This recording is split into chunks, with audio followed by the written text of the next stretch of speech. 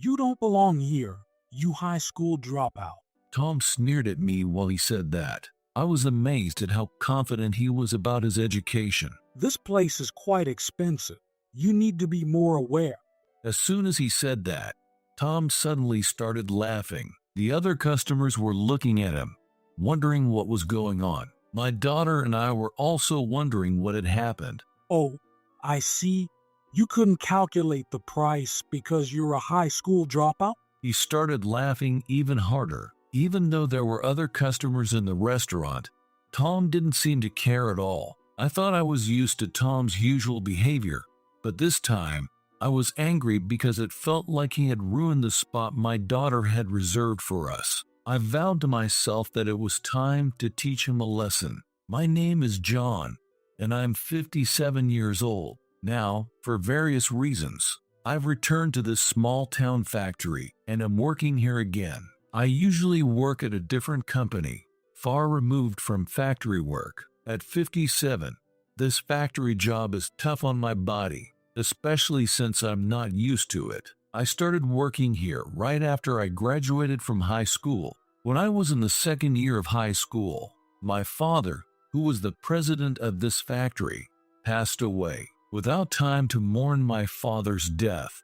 my mother took over the factory he left behind. To help my mother, I decided to work at the factory after graduating high school. My mother and I worked tirelessly from early morning until late at night. Despite our efforts, the factory's business continued to decline. Just when it seemed we were on the brink of bankruptcy, a major corporation that was one of our clients extended a helping hand. The president of that corporation was a close friend of my father's. Thanks to them, we were able to overcome the crisis of our factory's financial troubles. It was during this time that I met my wife. She was the daughter of that corporation's president and was already playing a key role in the company at a young age. She was incredibly intelligent and skilled in business management. I hesitated at first because our worlds were so different, but I fell in love with her at first sight and decided to go for it. To my surprise, she accepted my proposal without hesitation.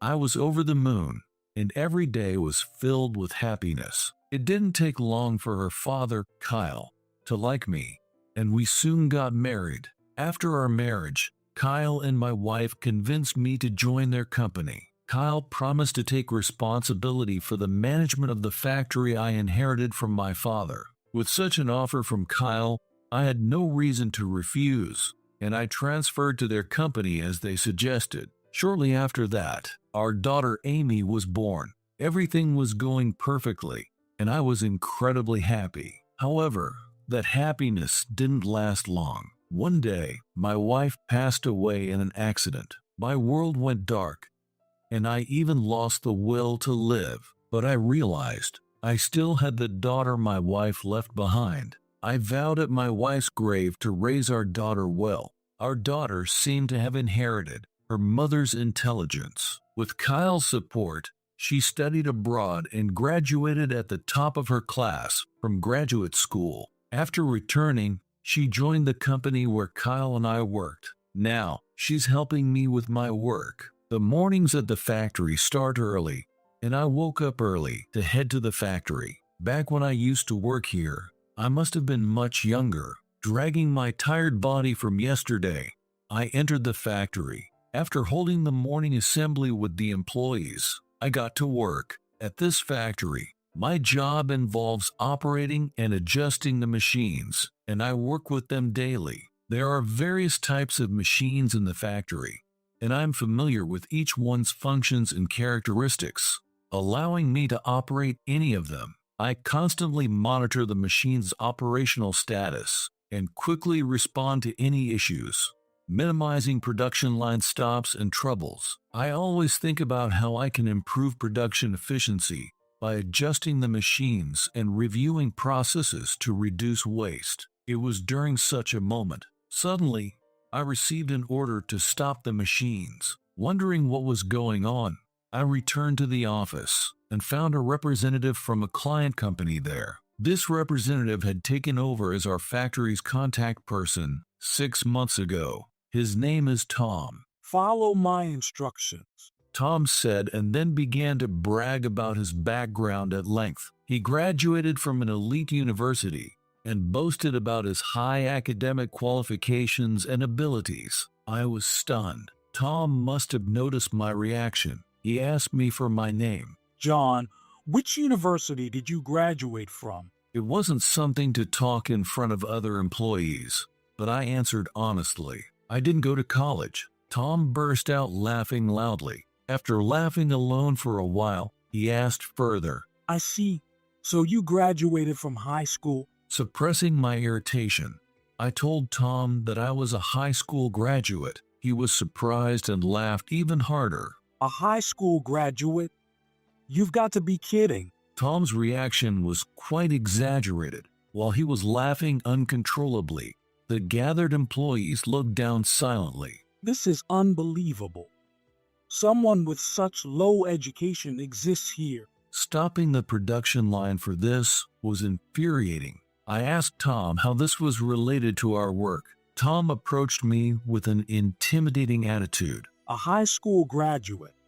Do you want your order quantity reduced? Tom threatened to reduce our orders, using his position as our client's representative. It became clear that Tom was using threats to make the employees here comply with his demands. Since then, Tom has kept a close eye on me. I have to endure Tom's harassment to carry out my duties. Thinking that Tom might come to the factory today depresses me. Whenever Tom comes to the factory, he always visits me first. Tom never likes it when I'm working. Tom tells me to stop working and makes me listen to his endless bragging. John, you may not be able to be like me, but if you try hard, you might get close, you know? I feel incredibly looked down upon by Tom, and it's unbearable how he makes me stop working every time he comes. Maybe it's impossible for a high school graduate. I bet you'll be working in this factory forever. I thought, what's wrong with factory work? But saying it out loud would only make Tom stay longer. The longer Tom stays, the longer the production line remains stopped. I decided to just listen quietly to what he had to say while he was there. If I could just humor him and get him to leave quickly, it wouldn't be a problem. However, Tom's bragging about how great he is didn't stop. If I didn't get the production line moving soon, we wouldn't finish today's orders on time. I looked at the clock, feeling anxious. Seeing my distress, one of the other employees started operating the machine in my place. Just as I felt a sense of relief, it was short-lived. Hold on. Who told you to start it up? Tom began shouting at the employee who had started the machine. I tried to defend the employee, but it was impossible to calm Tom's anger. As a result, I ended up making Tom even more upset. I'm reducing the order count starting tomorrow. Get ready. Fuming, Tom took his anger out on the other employees and then left for the company. The employee who operated the machine apologized to me. There was no need to apologize. Restarting the production line was the right thing to do. Anyone could see that Tom's behavior was the real problem. However, I needed to confirm whether Tom was really going to reduce the order count. I thought tomorrow would be interesting as I headed home, and the next day, I checked the order count as soon as I arrived at the factory in the morning. I was stunned by the numbers I saw. Tom had actually reduced the order count to less than half. I see. So this is the issue. It felt like everything became clear. A few days later, on my day off, my daughter invited me out for a meal, and we went to a fancy restaurant near our home. Dad, are you tired? My daughter, worried about my factory work, asked me. Honestly, it was pretty tough, but working there brought back memories and was somewhat enjoyable. Back when my mother and I were struggling to keep things going, when I first fell in love with my wife and started dating her, the factory held so many memories. My body was screaming in pain, but I didn't want my daughter to worry, so I just told her I was fine. But well, this is the end of your factory work, right? Today is a celebration for that. I understood then that the reason my daughter had invited me out was to celebrate. Just as we were having this exchange, someone called out. Hey, John. Turning around, I saw Tom standing there. I cursed my luck for running into Tom at a place like this. You don't belong here. You high school dropout. Tom sneered at me as he said that. I was amazed at how confident he was about his education. This place is quite expensive. You need to be more aware. And then he suddenly burst out laughing. Other customers were looking at him, wondering what was going on. My daughter and I were also confused. Oh, I see.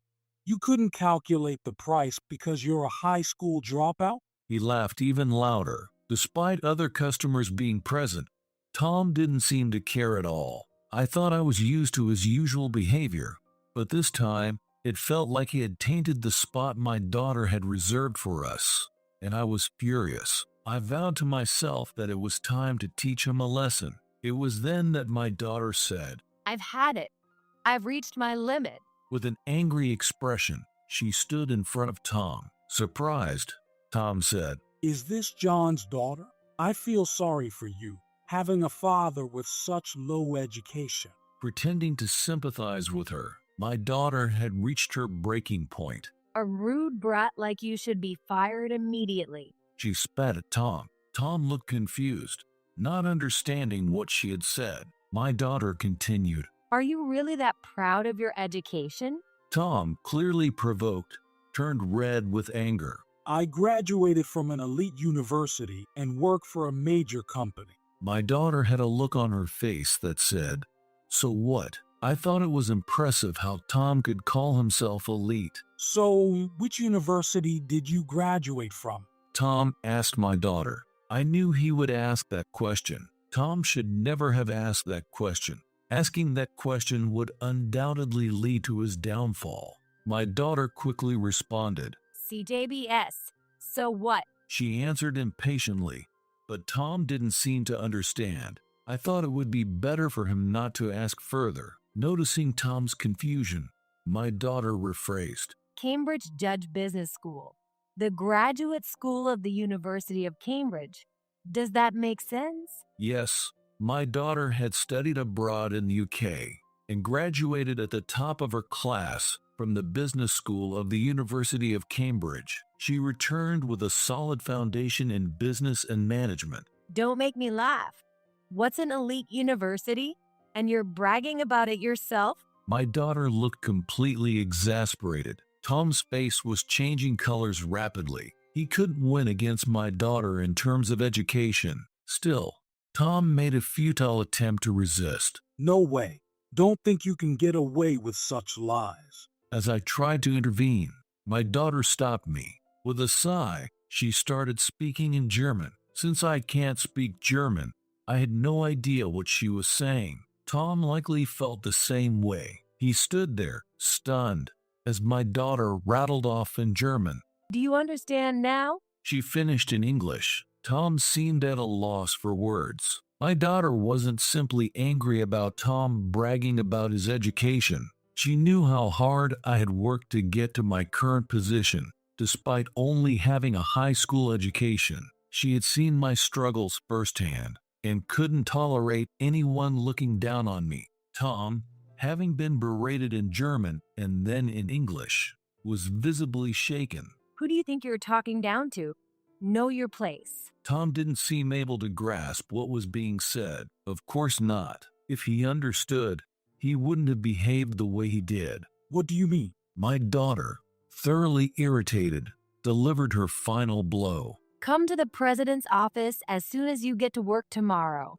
You'll understand then. Completely defeated, Tom left the restaurant with his shoulders slumped. I didn't have to say a word. My daughter handled everything. After that, we apologized to the other customers and left the restaurant. The next day, I returned to the company after a long time. When I entered the president's office, my daughter was already there. Well, isn't it better here than at the factory? My daughter said, but the factory has its own charm. Just as she said that, there was a knock on the door of the president's office. The secretary informed us that Tom had arrived. I told the secretary to let him in, and Tom entered. Excuse me. Tom said as he entered, and then froze when he saw my face. He must have been shocked to see the person he looked down on as a high school dropout factory worker was actually the president of his company. This company was founded by Kyle. When Kyle retired due to old age, I succeeded him as president. The factory was left to me by my father, and no matter what, I couldn't let it go under. For the past 6 months, I had been investigating the cause of our business slump from the inside. I suspected the issue might be with the employees, so I disguised my position. Tom looked at me and my daughter in the president's office and finally understood what my daughter had said at the restaurant. I'm very sorry. Tom apologized deeply, but my daughter looked at him coldly. She is the executive vice president here. Do you think an apologize will make everything okay? Tom began to tremble. My daughter likely had no intention of forgiving him. In a calm voice, she said, You didn't even know the faces of the president or the executives of your own company, yet you had the nerve to brag. Tom kept his head down as my daughter showed no mercy. I then explained to my daughter that Tom was the cause of the factory's poor performance. Her expression changed rapidly. Unforgivable. Who do you think you are? My daughter started shaking with anger. Tom, realizing his dire situation, began to grovel. I'm very sorry. My daughter's anger did not subside. She directed her rage at the groveling Tom. The factory employees must have suffered from Tom's attitude. He had been manipulating the order quantities based on his whims. You're definitely fired. Prepare yourself. Tom, hearing the worst words from my daughter, looked like he was about to cry. Desperately, Tom pleaded with my daughter, but she had no intention of forgiving him. Tom earnestly explained how hard he had worked to get into this company. Please, at least spare me from being fired. Tom pleaded with us repeatedly, groveling on the floor.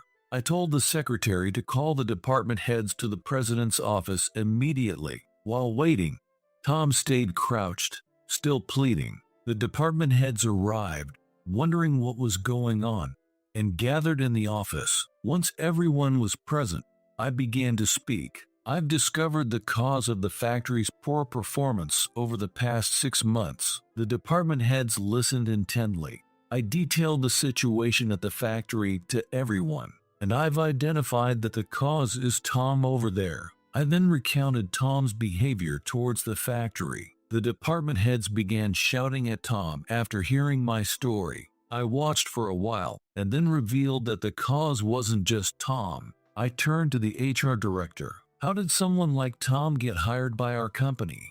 Haven't I always said that it's not about academic credentials, but the person? The HR director shrank and apologized. At that moment, the secretary entered with the factory employee who had helped me out when I was in trouble. Frustrated by Tom interrupting my work, he felt guilty, thinking he had caused trouble for the factory. I couldn't ignore him. Tom, you owe him an apology. He was right. You were wrong. For the first time, I raised my voice at Tom. Tom finally broke down and apologized to the factory employee. The employee immediately accepted Tom's apology. I thanked the factory employee for his help that day and told him not to blame himself, as his actions were correct. He thanked me and left the president's office. Watching him leave, I considered what to do with Tom. The HR director approached me with a suggestion. He asked to be entrusted with Tom's fate. I hesitated, but ultimately agreed. The HR director led the exhausted Tom out of the office. The department heads followed suit. Now, only my daughter and I remained in the office. My daughter said to me, I was going to fire him. I was just trying to protect the HR director's reputation. I calmed my disgruntled daughter. Later, the HR director reported back. Tom had been removed from all his positions and would start with cleaning toilets. His salary was cut in half, and he would only be cleaning from morning till night. This move would also save the company the cost of hiring a cleaning service. Of course, that includes the toilets at the factory. After cleaning, he has to report to the department head, who then checks the cleanliness, a thorough process. I agreed with the HR director's decision. I shared the HR director's report with my daughter. He should be grateful he wasn't fired. It would be interesting to see how long the proud Tom could endure this. Since then, reports came in that Tom was diligently cleaning the toilets. I thought he might not be able to endure it and would quit. But so far, he seems to be trying hard. According to other employees, he has become much quieter, almost like a different person. I secretly hoped that Tom would change for the better. After that, the factory's performance began to improve, which was a relief. My daughter acknowledged that my time at the factory helped us quickly identify the cause of the poor performance and address it, minimizing the losses. But she told me, Don't ever go back to working at the factory again. she firmly warned me. While I appreciated her concern for my health, I was determined to protect that factory. Because of that factory, I met my wife and was blessed with my daughter. A few days later, my daughter and I visited my wife's grave. I reported to my wife that we were doing well. I vowed to work hard so that when I eventually joined her in heaven, I could proudly share our accomplishments with her.